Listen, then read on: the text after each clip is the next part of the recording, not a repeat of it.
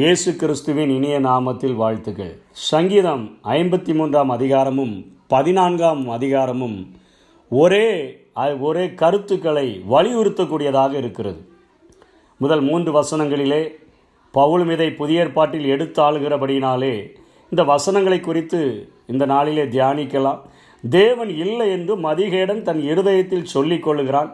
அவர்கள் தங்களை கெடுத்து அருவருப்பான அக்கிரமங்களை செய்து வருகிறார்கள்.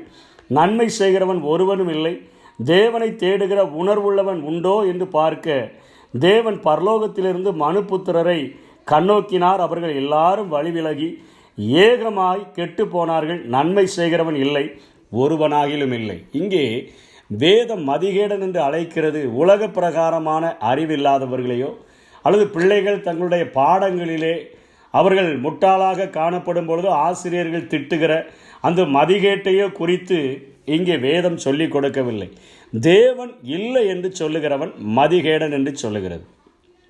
இந்த மதிகேடன் எந்த வார்த்தையிலிருந்து மொழிபெயர்க்கப்பட்டது என்று வேத ஆராய்ச்சியாளர்கள் சொல்லுகிறார்கள். நாபால் என்கிற பெயரில் இருந்து இந்த மதிகேடன் என்கிற மூல சொல்லிலிருந்து இந்த மதிகேடன் என்கிற பெயர் மொழி பெயர்க்கப்பட்டதாக அவர்கள் சொல்லுகிறார்கள்.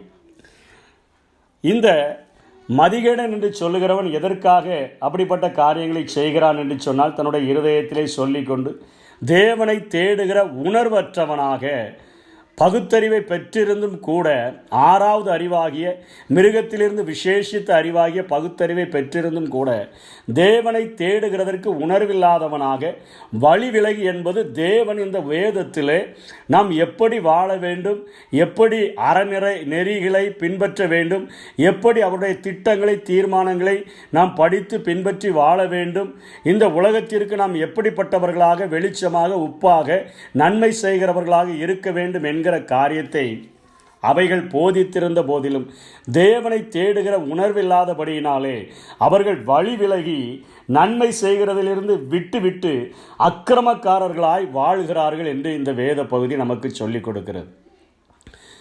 6 அறிவு படைத்து பகுத்தறிவை பெற்றிருந்தும் கூட தன்னை உண்டாக்கின ஆண்டவரை அறிந்து கொள்ள முடியாத பகுத்தறிவற்றவனாக வாழ்கிறவனைத்தான் வேதம் முட்டாள் அல்லது மதிகேடன் என்று அழைக்கிறது.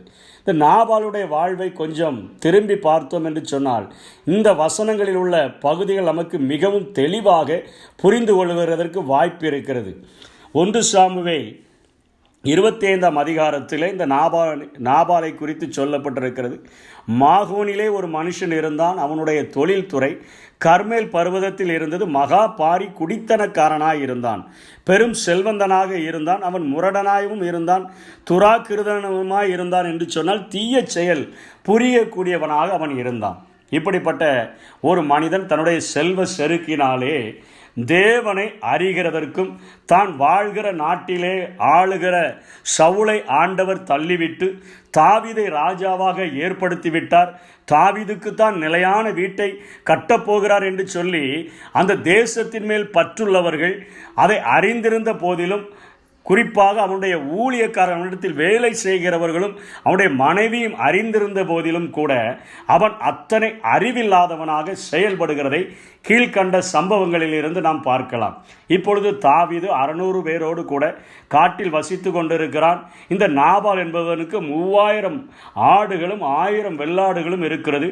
அவன் தன்னுடைய ஆட்டை மயிர் கத்திரிப்பதற்காக கூட்டிக் கொண்டு செல்லும் பொழுது அந்த ஃபங்க்ஷன் ஒன்று நடத்துகிறான். அதிலே அவன் தன்னுடைய எல்லா ஊழியக்காரர்களுக்கும் மகா பெரிய விருந்தை அவன் ஆயத்தப்படுத்தி அங்கே ஒரு விமர்சையான காரியத்தை செய்து கொண்டிருக்கிறான். அந்த நேரத்திலே தாவீது இஸ்ரவேல் நாட்டிற்கே தெரிகிறது, பெலிஸ்தர் தேசத்துக்கும் தெரிகிறது. சவுல் கொண்டது 1000, தாவீது கொண்டது 10000 என்று சொல்லி எல்லாரும் அறிந்திருக்கிறபடியினாலே என்மேல் தேவனுடைய அபிஷேகம் இருக்கிறது, தேவன் எனக்கு ஒரு நிலையான வீட்டை கட்டப்போகிறார், என் மூலமாகத்தான் இந்த இஸ்ரவேல் ஜனங்களுக்கு பொற்கால ஆட்சி நடக்கப் போகிறது என்கிற தெளிவான திட்டத்தை அறிந்திருந்த தாவீது தன்னுடைய ஊழியர்களை நாபாலிடத்தில் அனுப்பி அவனிடத்தில் உதவி கேட்கிறான். உன்னுடைய வேலையாட்கள் எங்கள் மத்தியிலே ஆடுகளை மேய்க்கும் பொழுது எந்த ஒரு ஆடுகளும் திருட்டு போகாத அளவிற்கு அவர்களுக்கு எந்த தொந்தரவும் கொடுக்காதபடிக்கு அவர்களுக்கு மிகவும் பாதுகாப்பாக இருந்தோம்.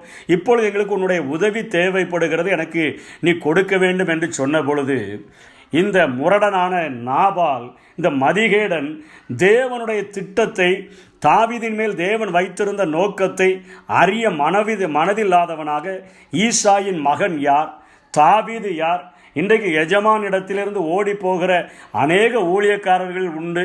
அவனில் இவன் ஒருவனைப் போல இருக்கிற இவனுக்கு என்னுடைய அப்பத்தையும் என்னுடைய தண்ணீரையும் என் ஊழியக்காரர்களுக்காக நான் செய்து வைத்த நான் விருந்தையும் கொடுப்பேனோ என்று சொல்லி முரட்டுத்தனமாக, நன்மை செய்ய மனதில்லாதவனாக, தன்னுடைய செல்வத்தினுடைய திரட்சியை நிமித்தமாக திமிராக பேசி, தேவ திட்டத்துக்கு விரோதமாக, தேவன் அபிஷேகம் பண்ணினவனுக்கு விரோதமாக, இனிமேல் இஸ்ரவேல் ஜனங்களை ஆள போகிற, தன்னையும் சேர்த்து ஆள போகிற மகா பெரிய இஸ்ரவேலின் சக்கரவர்த்திக்கு விரோதமாக இந்த காரியத்தை பேசின பொழுது அவனுடைய ஊழியக்காரன் ஓடி வந்து அபிகாயிலிடத்தில் சொல்லுகிறான், இங்கே தாவீது உதவி கேட்டார், உன்னுடைய வீட்டுக்காரர் பேலியாளின் மகனாய் இருக்கிறார், யார் சொல்லையும் கேட்க மாட்டேன் என்கிறார், திமிராக பேசிவிட்டார், இப்பொழுது நிச்சயமாக நமக்கு ஒரு மிகப்பெரிய அழிவு காத்திருக்கிறது என்று சொன்னபொழுது அவனுக்கென்று அநேக போஜன பதார்த்தங்களை ஆயத்தப்படுத்தி வேகமாக அவள் எடுத்துக்கொண்டு அங்கே தாவீதினிடத்தில் செல்லும் பொழுது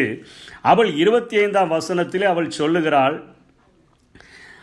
அவன் பெயர் எப்படியோ அப்படியே அவனும் இருக்கிறான், அவன் பெயர் நாபால், அவனுக்கு பைத்தியமும் இருக்கிறது என்று சொல்கிறார். அவன் பெயர் நாபால், தேவ திட்டத்தை அறியாதவன், தேவனை தேடுகிற உணர்வில்லாதவன், முரட்டு குணமுடையவன், தீய செயலை புரிகிறவன், நன்மை செய்து அவனுக்கு பழக்கமில்லை, அவனுக்கு பைத்தியம் பிடித்திருக்கிற முட்டாளாய் இருக்கிறான், மதிகேடனாய் இருக்கிறான். நீர் எப்படியாகிலும் ஆண்டவர் உமக்கு நிலையான வீட்டை கட்டப்போகிறார், என்றென்றைக்கும் ராஜ்யத்தை உம்முடைய கரங்களிலே கொடுக்க போகிறார், எங்கே எல்லாருக்கும் தெரியும். ஆனால் அவன் அதை புரிந்து கொள்ளாதவனாக இப்படி பேசிவிட்டான், என்னை நீர் மன்னித்து விடும் என்று சொல்லி தன்னுடைய புருஷனுக்காக அங்கே போய் நிற்கிற அந்த சூழ்நிலைகளை நாம் அங்கே பார்க்கிறோம். மதிகேடான ஒரு காரியத்தை அவன் செய்கிறான்.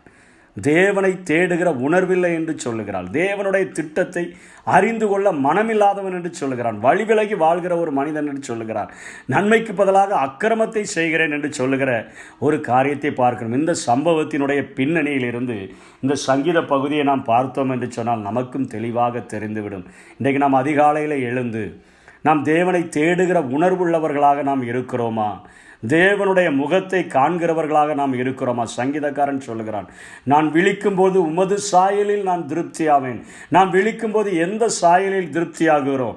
நாம் வேகமாக நம்முடைய கடமைகளை முடித்துவிட்டு நம்முடைய அலுவலகங்களுக்கோ அல்லது உலக பிரகாரமான படிப்பிற்கோ பதவிகளுக்கோ பிள்ளைகள் படிப்பிற்கோ கடந்து செல்கிறதற்கான முயற்சிகளை எடுக்கிறோமே ஒழிய, அதிகாலையில் எழுந்தவுடன் தாவீது சொல்லுகிறது போல, நான் விழிக்கும் போது உமது சாயலில் திருப்தியாகுகிறேன், தேவனை தேடுகிற உணர்வு நமக்கு இருக்கிறதா என்று சொல்லி நாம் ஆராய்ந்து பார்க்கும்படியாக நாம் கடமைப்பட்டிருக்கிறோம். தேவன் பரலோகத்திலிருந்து மனுபுத்திரர்களை கண் நோக்கி பார்க்கிறார்.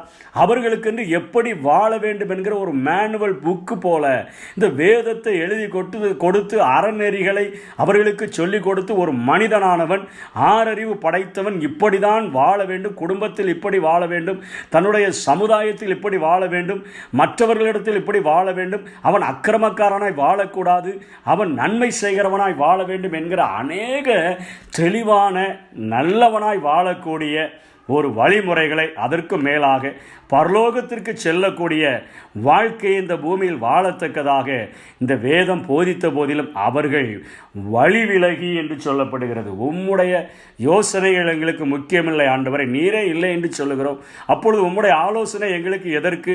நாங்கள் எங்களுடைய சொந்த புத்தியிலே சுய புத்தியிலே நாங்கள் வாழ்ந்து விடுவோம் என்று சொல்லித்தான் அவர்கள் வழி விலகுகிறதுனால ஏகமாய் கெட்டு போகிறார்கள், மொத்தமாய் கெட்டு போகிறார்கள், முழுவதும் கெட்டு போகிறார்கள். மனுபுத்திரர் ஆண்டவர் நோக்கி பார்க்கும் பொழுது எல்லாரும் வழி விலகி ஏகமாய் கெட்டு போனார்கள். நன்மை செய்கிறவன் இல்லை, ஒருவனாகிலும் இல்லை. கீழே அடுத்த வசனத்திலே, அவர்கள் அப்பத்தை பட்சிக்கிறது போல என் ஜனத்தை பட்சிக்கிறார்கள், ஏழைகளை அவர்கள் பட்சிக்கிறவர்களாய் காணப்படுகிறார்கள், தேவனை தொழுது கொள்ளுகிறதில்லை. இப்படிப்பட்ட காரியங்களை அங்கே சங்கீதக்காரன் தொடர்ந்து அடுக்கிக் கொண்டே இருக்கிறதை பார்க்கிறோம். ரோமருக்கு எழுதின நிருபத்திலும் இங்கே பவுல் அதை எடுத்து எழுதுகிறதை நாம் பார்க்கிறோம். ரோமர் 3ஆம் அதிகாரம் 23ஆம் வசனத்திலும் இதை பேசுகிறார். 3ஆம் அதிகாரம் 10-12 இதை பேசுகிறார்.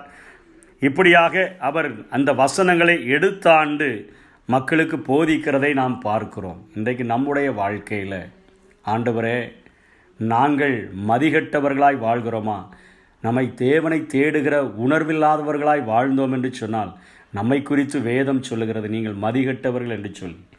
நான் தேவனுடைய வசனத்தின்படி வாழாதபடி, வசனத்தினுடைய வெளிச்சத்திலே வாழாதபடி, உம்முடைய வசனம் என் கால்களுக்கு தீபமும் என் பாதைக்கு வெளிச்சமுமாய் இருக்கிறது என்கிற ஒரு வசனங்களை பிடித்து கொண்டு ஜீவ சுடர்களைப் போல இந்த பூமியில் வாழாதபடி நான் வாழ்ந்தேன் என்று சொன்னால் என்னை பார்த்தும் வேதம் மதிகட்டவன் என்று சொல்லுகிறது. தேவனை தொழுது கொள்ளவில்லை என்று சொன்னால், சிறுமைப்பட்டவர்கள் மேல் சிந்தை இல்லாமல், நன்மை செய்யாமல், அக்கிரமத்தை செய்கிறவர்களாக நாம் மாறிவிடுவோம் என்கிறதை இந்த வேதம் நமக்கு மிகவும் எச்சரிப்பாக சொல்லக்கூடியதை நாம் பார்க்கிறோம். இந்த உலகத்தில் நமக்கென்று கொடுக்கப்பட்ட ஒரே ஒரு வாழ்க்கை, அதிலே தேவனை தொழுது கொள்கிறவர்களாக, தேவனை தேடுகிற உணர்வுள்ளவர்களாக, நாம் தேவனுடைய வசனத்தின்படி வலதுபுறம் இடதுபுறம் சாயாதபடி வாழ்கிறதற்கு, வழிவிலகாதபடி வாழ்கிறதற்கு நம்மை ஒப்பு கொடுத்தோம் என்று சொன்னால், 6ஆம் வசனத்தில் சொல்லப்படுகிறது, சியோனிலிருந்து இஸ்ரவேலுக்கு ரட்சிப்பு வருவதாக. இன்றைக்கு ஆவிக்குரிய இஸ்ரவேலர்களாக இருக்கக்கூடிய நமக்கு ஆண்டவருடைய தலைநகராமம் சியோனில் இருந்து மகா பெரிய ரட்சிப்பு வருகிறது என்று வேதம் நமக்கு கற்றுக் கொடுக்கிறது. இந்த உலகத்திலும் ஆண்டவருக்கு பிரியமுள்ள ஒரு பாத்திரமாய் வாழ முடியும், நன்மை செய்கிறவர்களாய் வாழ முடியும், பரலோகத்திற்கு உரிய பாத்திரவான்களாயும் நாம் ஆண்டவரால் மாற்றப்பட முடியும். அவராலே அன்றி வேறு ஒருவராலும் ரட்சிப்பு இல்லை. வானத்தின் கீழே பூமிக்கு மேலே மனுஷருக்கெல்லாம் கட்டளையிடப்பட்டிருக்கிற ஒரு நாமம் இயேசு என்கிற நாமம்.